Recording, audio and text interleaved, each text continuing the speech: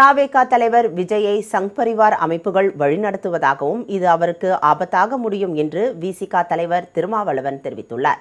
சென்னை விமான நிலையத்தில் செய்தியாளர்களை சந்தித்த அவர், கரூரில் கூட்ட நெரிசலில் நிகழ்ந்த உயிரிழப்பு 4 பேர் நிற்க வேண்டிய இடத்தில் 10 பேர் நின்றதால் ஏற்பட்டது என்றும், அதில் உள்நோக்கம் கற்பிப்பதும் திமுக அரசு மீது பழி போடுவதும் மிக மிக ஆபத்தான அரசியல் என்றும், இது விஜய்க்கு நல்லதல்ல என்றும் கூறினார். விஜய் சுயமாக சிந்தித்து பேசவில்லை என்றும், அவரை சங் பரிவார் அமைப்புகள் வழிநடத்துவதாகவும் இது அவருக்கு ஆபத்தாகத்தான் முடியும் என்றும் தெரிவித்தார். விஜயை சுற்றி இருக்கிறவங்க எல்லாம் சங் பரிவார் அமைப்புகளோடு நீண்ட தொடர்புள்ளவர்கள், அந்த பாசறையில் வளர்ந்தவர்கள்.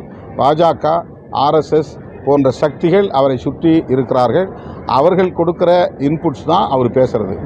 இப்போ அவருக்கு உடனடியாக ஹேமமாலினி தலைமையில் ஒரு டீமே வந்திருக்கிறாங்க.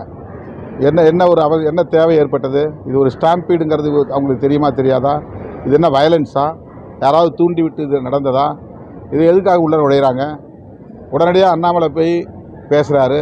விஜய் மேலே தப்பு இல்லை, அரசாங்கத்து மேலே தான் தப்புங்கிறாரு. அது யார் இப்போ அப்படி யாராவது பொதுமக்கள் சொன்னாங்களா? இவராக இப்படி ஒரு ஒப்பீனியன் கிரியேட் பண்ணுறாங்க, ஒரு கருத்துருவாக்கம் செய்கிறாங்க. இந்த அரசியல் அவருக்கு எதிராக போய் முடியும். இதனிடையே திருமாவளவன் தனது எக்ஸ் தளத்தில் வெளியிட்டுள்ள பதிவில், கடந்த செப்டம்பர் 27ஆம் தேதி கரூரில் நடந்த கொடூரம் நாட்டையே உலுக்கிய பேரவலம் என்றும், கூட்ட நெரிசலில் சிக்கி 41 பேர் உயிரிழந்தது நிகழ்வை ஒருங்கிணைத்தவர்களின் பொறுப்பில்லாத போக்குகளால் நேர்ந்தது என்றும் குறிப்பிட்டுள்ளார். விஜய் வெளியிட்டுள்ள காணொலி பதிவில், முதலமைச்சர் மீது பழி சுமத்தும் வகையில் பேசியிருப்பது அவரது அரசியல் நேர்மையை கேள்விக்குறியாக்கியுள்ளதாக தெரிவித்துள்ளார்.